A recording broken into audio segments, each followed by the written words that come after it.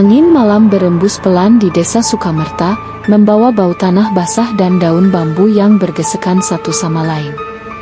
Di desa itu, ada satu pantangan yang tak pernah berani dilanggar siapapun. Anak-anak dilarang keluar rumah saat maghrib. Bukan karena aturan orang tua biasa, melainkan karena sesuatu yang sudah menjadi rahasia turun-temurun. Sesuatu yang hidup di sela-sela senja dan malam. Namanya Wewe Gombel. Rara berusia 8 tahun. Ia anak yang pendiam, sering duduk di teras rumah sambil memeluk boneka kain kesayangannya. Ibunya, Bu Ningsih, selalu mengingatkan hal yang sama setiap sore. Kalau an maghrib sudah terdengar, Rara harus masuk rumah.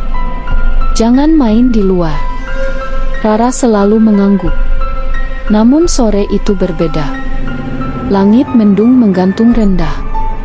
Rara asyik mengejar capung di kebun belakang rumah, tak sadar matahari sudah tenggelam separuh. An maghrib mulai terdengar sayup dari musala desa. Rara pulang, teriak Bu Ningsih dari dalam rumah. Rara hendak berlari, tapi tiba-tiba, angin berhenti. Daun bambu yang tadi berisik mendadak sunyi. Udara terasa berat, seperti menekan dada. Rara berhenti melangkah. Lalu terdengar suara. Bukan langkah kaki.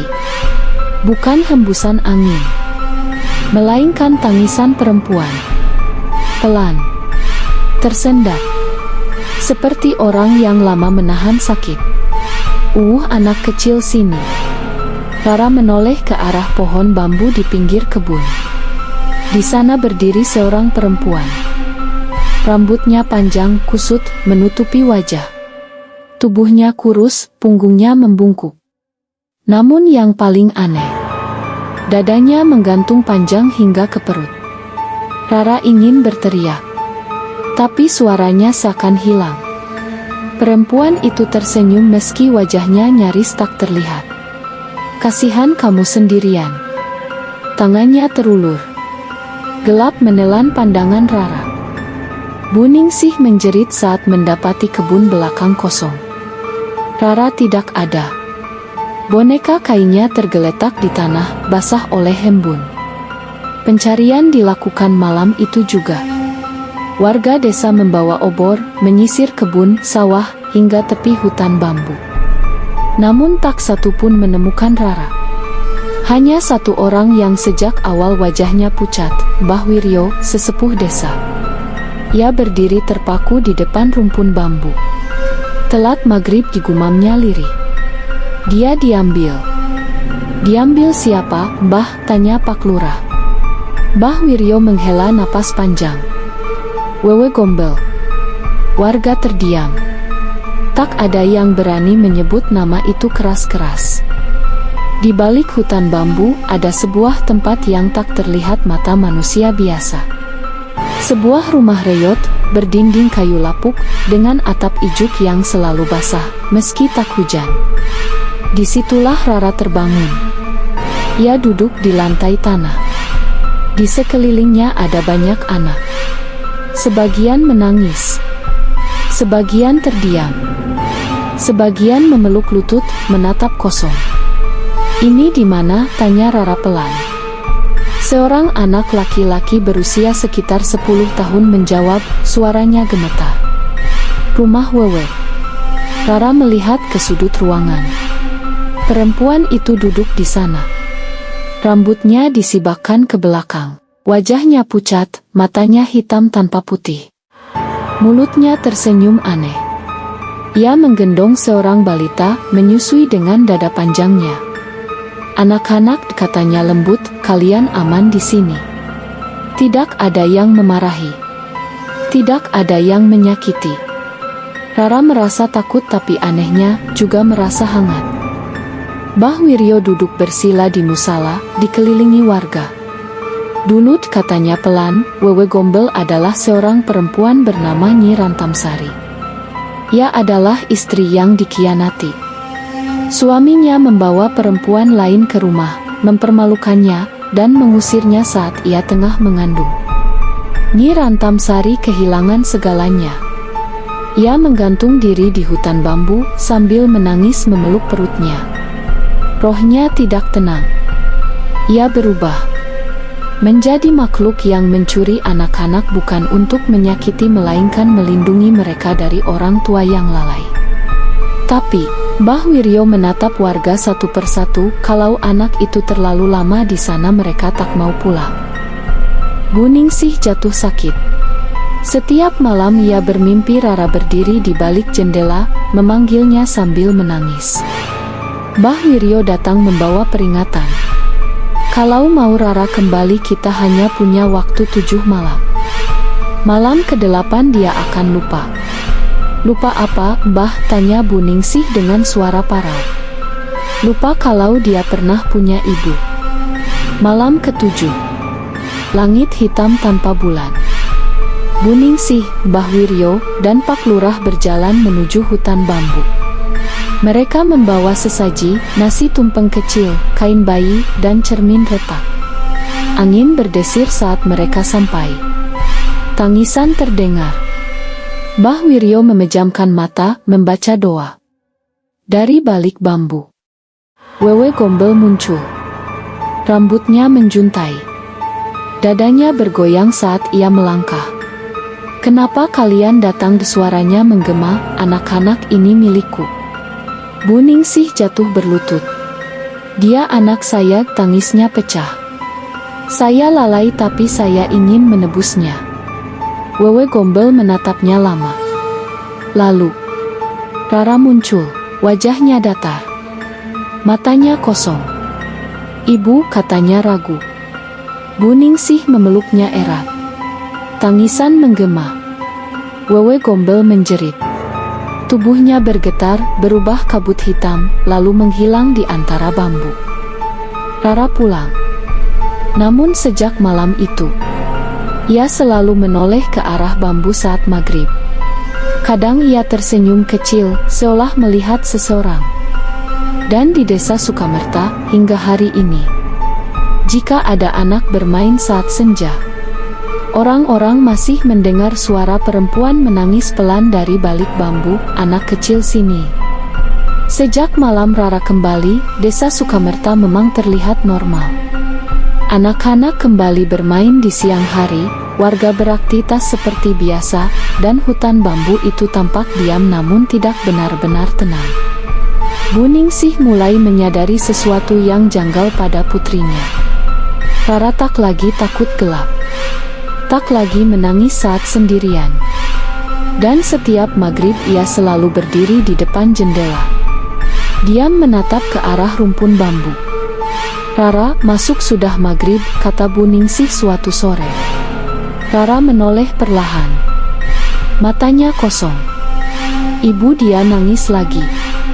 Bu Ningsih membeku. Nangis siapa, nak? Rara tersenyum kecil. Perempuan yang baik itu. Malam-malam Bu Ningsih dipenuhi mimpi buruk. Ia bermimpi melihat Rara berdiri di tengah hutan bambu, sementara dari balik pepohonan muncul sosok perempuan berambut panjang, memeluk anak-anak kecil dengan dada panjangnya yang menjuntai. Dalam mimpi itu, Wewe Gombel menatap Bu Ningsih dan berkata, dia sudah pernah jadi milikku. Setiap bangun, Bu Ningsih mendapati bekas tanah di telapak kaki Rara. Padahal kamar Rara terkunci. Bukan hanya Rara. Beberapa hari kemudian, seorang anak laki-laki bernama Jajang ditemukan duduk di tepi sawah saat maghrib. Ia hilang hampir semalam, lalu pulang sendiri menjelang subuh. Ibunya bersyukur sampai Jajang mulai berbicara sendiri. Bu, di sana banyak mainan. Bu, kalau ibu marah, aku boleh ke sana lagi. Anak-anak yang pernah hilang lalu kembali dimulai menunjukkan hal yang sama, menyukai tempat gelap. Tidak takut sendirian. Menyebut seorang di ibu lain. Mbah Wiryo semakin sering terlihat duduk di musala, membaca doa hingga larut malam. Suatu malam, Mbah Wiryo datang ke rumah Bu Ningsih. Wajahnya jauh lebih tua dari biasanya. Kita salah, katanya lirih. Salah bagaimana, Mbah? Tanya Bu Ningsih dengan suara gemetar. Kita memang mengambil Rara kembali, tapi kita tidak memutus ikatannya. Mbah Wiryo menjelaskan sesuatu yang tak pernah ia katakan sebelumnya. Wewe Gombel tidak sekadar menculik. Ia menanam rasa memiliki. Jika seorang anak merasa nyaman, merasa dicintai, maka jiwanya akan selalu terpanggil kembali. Dan yang paling berbahaya, Mbah Wiryo menatap ke arah kamar Rara. Kalau Wewe Gombel merasa anak itu kembali disakiti. Sore itu Bu Ningsih memarahi Rara. Bukan keras, bukan memukul, hanya bentakan kecil karena Rara memecahkan piring. Namun saat maghrib berkumandang, angin kencang menerjang rumah. Lampu padam. Rara berdiri kaku di tengah ruang tamu. "Ibu kenapa marah?" suaranya datar. Bu Ningsih memeluknya. "Ibu capek, nak Ma. Terlambat." Dari luar rumah terdengar tangisan panjang. Pintu dapur terbuka sendiri. Bau tanah basah masuk bersama udara dingin. Rara menoleh. Matanya berubah hitam. "Ibu, dia datang." Wewe Gombel berdiri di halaman rumah. Kini wajahnya terlihat jelas. Pucat. Retak. Air mata hitam mengalir dari matanya. "Anakku," katanya parau. "Kalian menyakitinya lagi." Tanah bergetar. Anak-anak kecil terlihat berdiri di balik bayangan pohon, mata mereka kosong. Bu Ningsih menjerit memeluk Rara. "Tolong ambil saya saja." Wewe Gombel tertawa lirih. "Aku tidak mengambil ibu. Aku mengambil anak yang terluka." Tangannya terulur. Mbah Wiryo muncul membawa kain kaan lama dan cermin retak. Ia berdiri di antara Wewe Gombel dan Rara. "Cukup, Rantam Sari," teriaknya. Nama itu membuat Wewe Gombel berhenti. Untuk sesaat wajahnya berubah. Air mata bening jatuh. "Aku hanya ingin anak-anak aman," dibisiknya. Mbah Wiryo membuka kain kaan. Di dalamnya ada tulang bayi. "Ini anakmu," katanya pelan. "Kau tidak sendirian lagi. Lepaskan mereka." Wewe Gombel menjerit keras. Jeritan itu membuat seluruh desa terbangun. Kabut hitam menyelimuti halaman. Saat kabut menghilang, Wewe Gombel lenyap.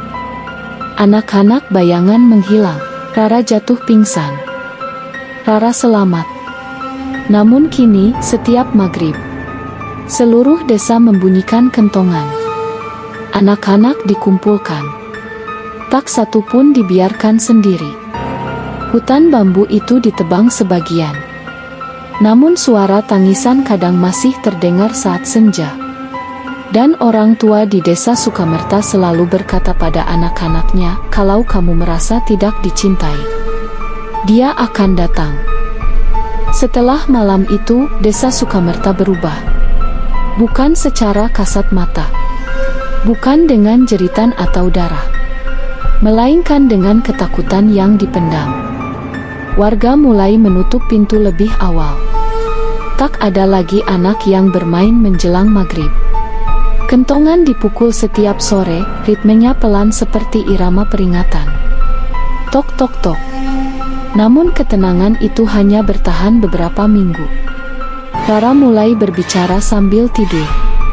Setiap malam, tepat pukul 2, ia duduk di ranjang dengan mata terpejam. "Iya, aku dengar. Jangan nangis." Bu Ningsih hanya bisa memeluk lututnya, menangis tanpa suara. Suatu malam, Rara bangun dan berkata lirih, "Ibu, kalau aku ke sana sebentar saja, boleh?" Jantung Bu Ningsih serasa berhenti. "Kemana, nak?" Rara menunjuk ke arah jendela. Ke arah hutan bambu. Tak hanya Rara. Beberapa orang tua mulai mengaku pada Mbah Wiryo. Anak-anak mereka pernah disentuh, pernah diajak, pernah disusui. Namun tidak pernah diceritakan. Mbah Wiryo menunduk lama. "Kalian tahu kenapa Wewe Gombel kuat?" katanya akhirnya. Karena dia tumbuh dari rasa bersalah orang tua. Ia mengungkapkan rahasia yang tak pernah dibicarakan. Puluhan tahun lalu, di desa itu banyak anak ditelantarkan, dipukul, dibiarkan lapar, dibiarkan sendirian. Wewe Gombel tidak datang dari luar. Ia dipelihara oleh dosa desa itu sendiri. Pada malam Jumat Kliwon, angin bertiup kencang. Satu persatu anak keluar rumah. Tanpa sadar, tanpa suara, seperti dituntun mimpi. Rara berdiri di depan pintu mengenakan baju tidur, rambutnya terurai. "Ibu," katanya pelan, "aku cuma mau ketemu sebentar." Bu Ningsih menariknya. Terlambat. Dari seluruh penjuru desa, terdengar tangisan perempuan bercampur tawa kecil anak-anak. Kentongan dipukul keras. Tok, tok, tok. Tanah di hutan bambu mereka. Dari celah bambu, sosok itu muncul. Lebih besar, lebih hitam, lebih penuh luka. Dadanya kini tidak hanya satu pasang, melainkan banyak. Seperti milik ibu-ibu yang pernah kehilangan anak. Suaranya bergema, "Kalian memanggilku lagi." Anak-anak berdiri mengelilinginya. Mata mereka kosong. Rara melangkah maju. "Dia ibu kami." Bu Ningsih menjerit. Mbah Wiryo tahu. Tidak ada ritual lagi. Tidak ada sesaji. Tidak ada doa. Hanya satu cara. Ia melangkah ke depan. "Aku yang lalai," katanya lantang. "Aku yang menutup mata puluhan tahun." Ia menancapkan tongkatnya ke tanah. "Ambil aku." Wewe Gombel menoleh. Wajahnya berubah. Menjadi wajah perempuan biasa. Menangis. "Kau terlambat," bisiknya. Tanah di bawah Mbah Wiryo runtuh. Ia jatuh bersama jeritan yang terputus. Angin berhenti. Anak-anak roboh satu persatu. Pagi datang. Hutan bambu sunyi. Mbah Wiryo hilang. Namun semua anak kembali ke rumah masing-masing. Rara terbangun di pelukan ibunya. Menangis. "Ibu, aku takut." Untuk pertama kalinya sejak lama. Bertahun-tahun berlalu. Rara tumbuh dewasa. Desa Sukamerta tampak tenang. Hutan bambu kini tinggal separuh. Namun setiap maghrib, angin selalu berputar di tempat Mbah Wiryo menghilang. Dan kini, saat Rara telah menjadi ibu, anaknya bertanya pelan saat senja, "Ibu, kenapa ada perempuan nangis di luar?" Rara memejamkan mata. Karena ia tahu, Wewe Gombel tidak pernah mati. Ia hanya menunggu. Anak-anak yang merasa tak dicintai.